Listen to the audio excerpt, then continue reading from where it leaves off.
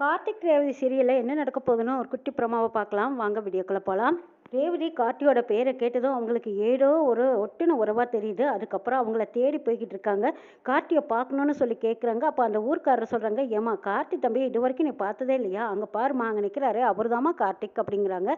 இது கேட்டதும் ரேவதி நேரடியாக போய் பார்த்து பேசி அறிமுகப்படுத்திக்கணுன்ட்டு போகிறாங்க. அங்கே போய் பார்த்தா கார்த்தி திரும்பி பார்த்ததுமே ரேவதிக்கு பழைய நினைவுகள் வந்ததும் அப்படியே மயங்கி விழுந்துடுறாங்க. கார்த்தி அவங்கள தூக்கிட்டு போய் காப்பாற்றுறாங்க.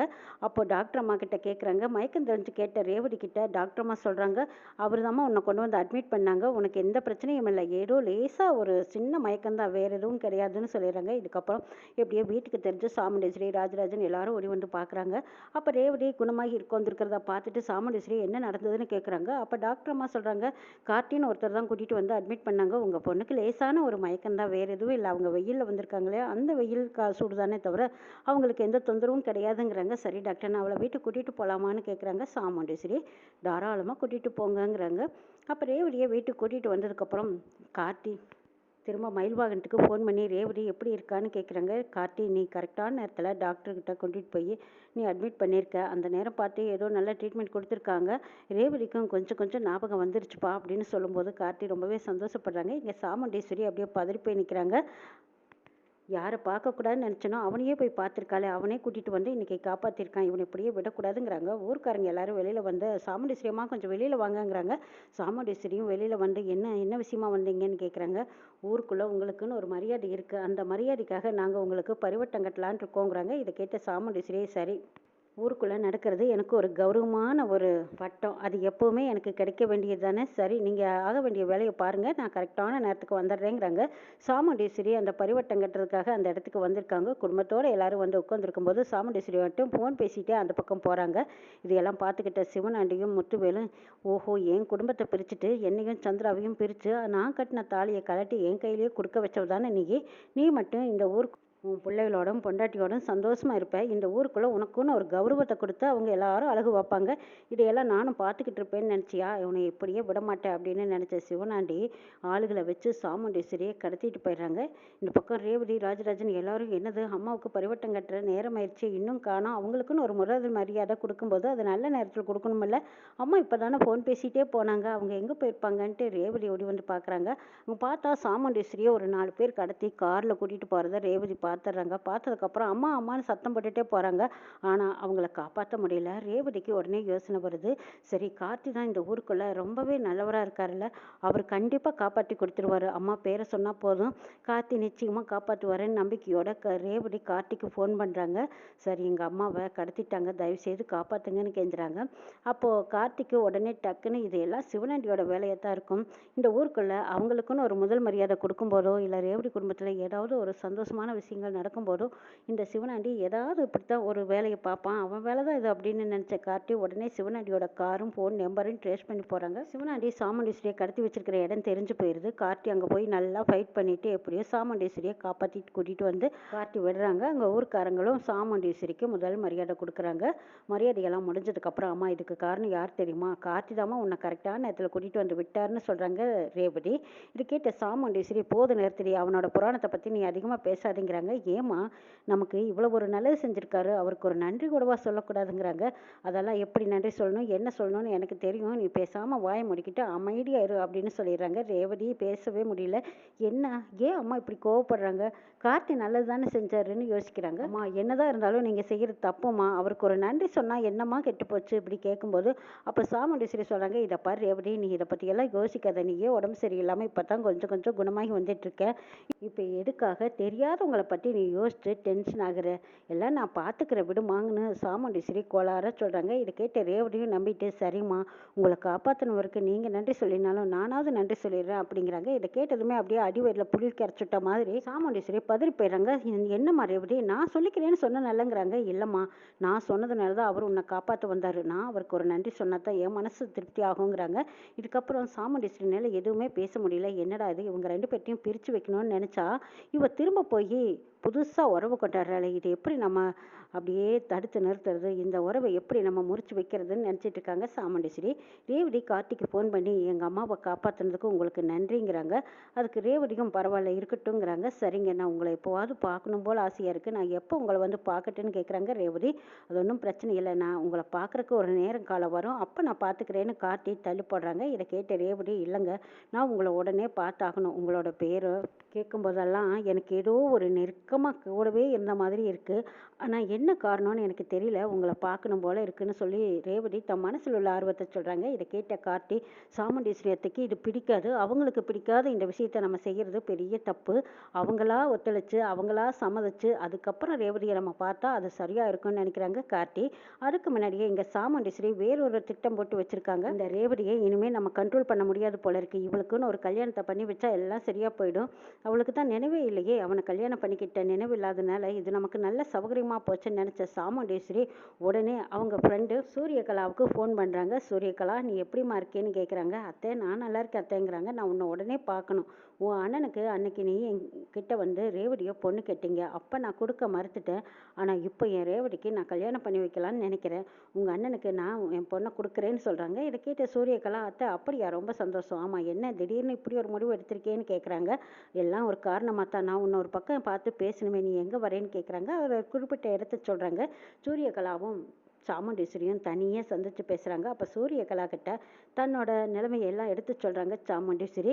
அதாவது எனக்கு பிடிச்ச மாதிரி இந்த டிரைவர் பையன் நடந்துக்கிட்டான், அவனையும் நம்பி நான் என் பொண்ணை கொடுத்தேன், நாளும் பொழுதும் போனதுக்கப்புறம் தான் அவன் யாருன்னே தெரிஞ்சது, அவன் என் வீட்டுக்காரரோட தங்கச்சி பையன், அந்த குடும்பமே எங்களுக்கு விரோதம், இதை தெரியாமல் நான் அவசரப்பட்டு என் பொண்ணு ரேவதியை அவனுக்கு கல்யாணம் பண்ணி வச்சுட்டேன், இப்போ உண்மை தெரிஞ்சதுக்கப்புறம் அவனோட சேர்ந்து வாழக்கூடாதுன்னு நான் முடிவெடுத்தேன்.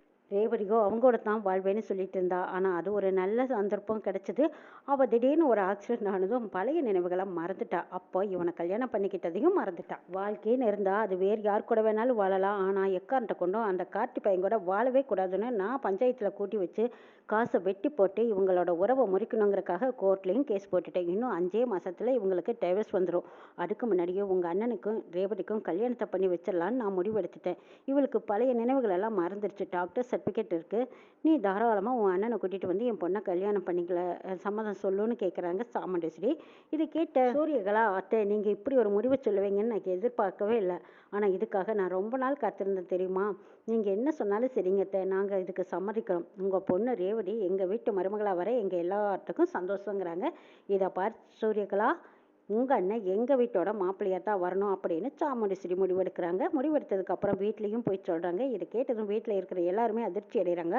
அம்மா என்ன நினச்சிட்டு இருக்கீங்க, ரேவதிக்கு ஏதோ நினைவு தான் போயிடுச்சு, ஆனால் திரும்ப அவன் நினைவு வந்ததுக்கப்புறம் ஏன் புருஷன் கூட நான் வாழ விடாமல் பண்ணிட்டீங்களேன்னு அவள் அழுதானே, நீங்கள் என்னம்மா செய்வீங்கன்னு ரோஹிணியும் ராஜராஜனும் கேட்குறாங்க. இதை பாருங்க, பழைய நினைவுகள் எல்லாம் மறந்ததாகவே இருக்கட்டும், போனது போனதாகவே இருக்கட்டும், திரும்பவும் அவனை பற்றி யாரும் இங்கே எதுவும் பேசக்கூடாது, ஏன் ரேவதியே நினைவு வந்து திரும்பி பேசினா கூட அதுக்கு நாம் ஒத்துழைப்பே கொடுக்கக்கூடாது, வெட்டுனது தான் சரியா, நான் சொன்ன மாதிரி ரேவதிக்கும் சூரியகலாவோட அண்ணனுக்கும் கல்யாணம் ஏற்பாடு பண்ணியிருக்கேன், சீக்கிரமாக கல்யாணம் நடக்கட்டும், நல்லபடியாக கல்யாணத்தை பண்ணி வச்சிட்டா அதுக்கப்புறம் இந்த கார்த்தி பையன் இந்த பக்கமே திரும்பி பார்க்கக்கூடாது, அவன் தலை வச்சு கூட படுக்கக்கூடாதுங்கிறக்காக தான் நான் இப்படி ஒரு ஏற்பாட்டை அவசரமாக பண்ணிக்கிட்டு இருக்கேங்கிறாங்க.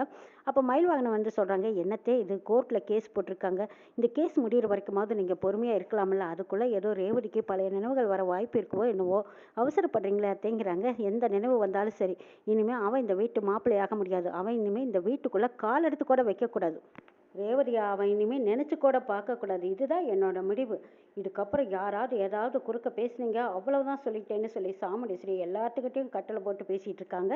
இது எல்லாம் கேட்ட மயில் வாகனத்துக்கு கொஞ்சம் கூட பிடிக்கல, என் அத்தை போகிறது சரியில்லை, இது உடனே நம்ம சகலகிட்ட சொல்லி ஆகணுன்ட்டு மயில் வாகனம் உடனே கார்த்தியை கூப்பிட்டு, சகலை இங்கே ஒரு விஷயம் நடந்துட்டுருக்கு, ரேவதிக்கு ஒரு கல்யாணத்தை பண்ண போகிறாங்கங்கிறாங்க. இதை கேட்டதும் கார்த்தி அதிர்ச்சி அடைகிறாங்க. என்ன சகலை சொல்கிறீங்கிறாங்க.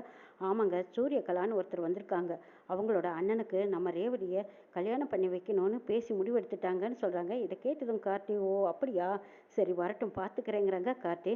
சரிப்பா, உங்கள்கிட்ட எப்படியோ சொல்ல வேண்டிய விஷயத்த நான் சொல்லிட்டேன், எப்படியாவது ரேவதிக்கு இருக்கிற கல்யாணத்தை தடுத்து நிறுத்தியிருப்பா, என்னால் முடிஞ்சது இவ்வளோதான் சொல்ல முடியும், ஆனால் அத்தையை மீறி என்னால் ஒன்றுமே பண்ண முடியலையேன்னு மயில் வாகனம் சங்கடப்படுறாங்க. இதை கேட்ட கார்த்தி, நீங்கள் ஒன்றும் கவலைப்படாதீங்க, சூரியகலா தானே, நான் பார்த்துக்கிறேங்கிறாங்க.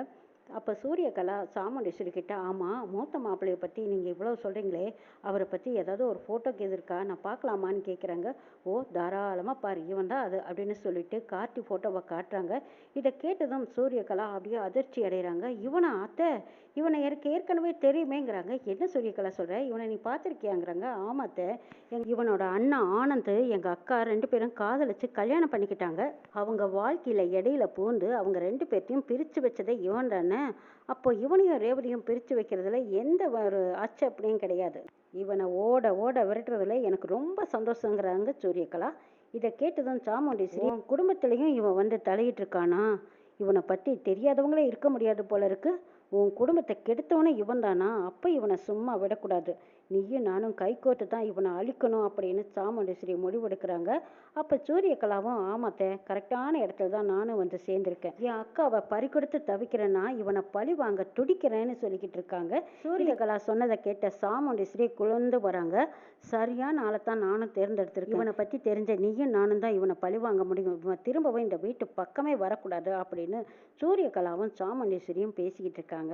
இப்படி இவங்க 2 பேரும் பேசிகிட்டு இருக்கிறத மயில் வாகனம் கேட்டுட்டு வருத்தத்தோடு உட்காந்துருக்காங்க. அந்த இடத்துல நம்ம ரேவதி வந்து, மாமா என்னாச்சு, ஏன் இப்படி சோகமாக இருக்கீங்கன்னு கேட்குறாங்க. அப்போ தான் கேட்குறாங்க, ஆமாம் உனக்கு கார்த்தியை பிடிச்சிருக்கான்னு கேட்கும்போது, ஏன் பிடிக்காம என்ன, ஊருக்கே அவரை பிடிச்சிருக்கு, எனக்கு மட்டும் பிடிக்காதா என்ன, ஏன் இப்போ கூட பாருங்களேன், என்னையும் காப்பாற்றிருக்காரு, எங்கள் அம்மாவையும் காப்பாற்றிருக்காங்க, நம்ம குடும்பத்துக்கு நல்லது செஞ்ச அவரை எனக்கு பிடிக்காம இருக்குமா அப்படின்னு ரேவதி சொல்கிறாங்க. இதை கேட்டதும் மயில் வாகனம் சொல்கிறாங்க, உன்கிட்ட ஒரு விஷயம் மட்டும் நான் சொல்கிறேன், ஆனால் நான் சொன்னான்னு நீ சொல்லிடாத, உங்கள் அம்மாவுக்கு இந்த விஷயம் தெரிஞ்சால் கண்டிப்பாக என்னையும் வீட்டை விட்டு ஓட விரட்டிடுவாங்க. ரேவதி, கார்த்தி ரொம்ப நல்லவன், கார்த்தியை பழி வாங்குறதுக்காகத்தான் உங்கள் அம்மா துடிக்கிறாங்க. இப்போ பார்த்தியா, சூரியகலான்னு ஒருத்தி வந்திருக்கா, அவளை கூட்டணி சேர்த்துக்கிட்டு உங்கள் அம்மா கார்த்தியை ஓரிட்டு விரட்டுறேன்னு சொல்கிறாங்க. அவன் பேரில் இல்லாத பழிவு போட்டு அவனை துரத்துறதுக்கு இப்படி ஒரு முயற்சி பண்ணுறாங்களே, இது சரியான மயில் வாகனம் கேட்கும்போது, அப்போ ரேவதி, என்னமாம்மா சொல்கிறீங்க, ஏன் அம்மாவா இப்படி பண்ணுறாங்க, என் அம்மா என்கிட்ட அவரை பற்றி நல்ல விதமாக சொன்னாங்க, இப்போ என்னடானா நீங்கள் இப்படி சொல்கிறீங்களாங்கிறாங்க. ஆமாம்மா, உன்கிட்ட பேசுகிறதெல்லாம் வேஷம், ஆனால் நீ நல்லா போய் ஒத்து கேளு, உண்மையை கேளு, யார் வேண்டான்னு சொல்கிறேன், உங்கள் அம்மா கிட்ட நீ மட்டும்தாம்மா இது நாள் வரைக்கும் எதிர்த்து துணிவா நியாயத்தை கேட்டிருக்க, மற்றவங்க எல்லாருமே வாயில்லா பூச்சியைத்தானே நாங்கள் அடங்கி கிடக்குறோம், போமா போய் கேளு, கார்த்தி யாரு, எதுக்காக அவனை விரட்டு பார்க்குறீங்க, எதுக்காக எனக்கு அவசரமாக கல்யாணம் பண்ண நினைக்கிறீங்க, ஏமா இப்படி பண்ணுறீங்கன்னு நீ கேளுமா அப்படின்னு சொல்லி மயில் வாகனமும் ராஜராஜனும் வந்து சொன்னதுக்கப்புறம் ரேவதி துணிஞ்சிடுறாங்க. என்ன நடக்குதுன்னு எனக்கு ஒன்றும் புரியல, ஏதோ கொஞ்ச நாள் ஹாஸ்பிட்டலில் இருந்தேன், ஆனால் திரும்ப வந்ததுக்கப்புறம் பார்த்தா அம்மா ரொம்ப நல்லவிதமாக பேசிகிட்டு இருக்காங்கன்னு நினச்சா, என்னது கார்த்தியை பற்றி புரிஞ்சுக்காம இப்படி அவங்கள விரட்டுறதுக்காகவும் அவங்கள பழி வாங்குறதுக்காகவும் இப்படி திட்டம் போட்டுட்டு இருக்காங்க. அதுவும் சூரியகலாவோட அண்ணனை இப்போ அவசரமாக நான் கல்யாணம் பண்ணிக்க வேண்டிய அவசியம் என்ன, நான்லாம் இப்போ கல்யாணம் செஞ்சுக்க மாட்டேன்னு சொல்லிக்கிட்டு இருக்காங்க. சரிம்மா, உங்கள் அம்மா இதை பற்றி நீ பேசும்போது நீ என்ன சொல்ல போறேன்னு கேட்குறாங்க ராஜராஜன்.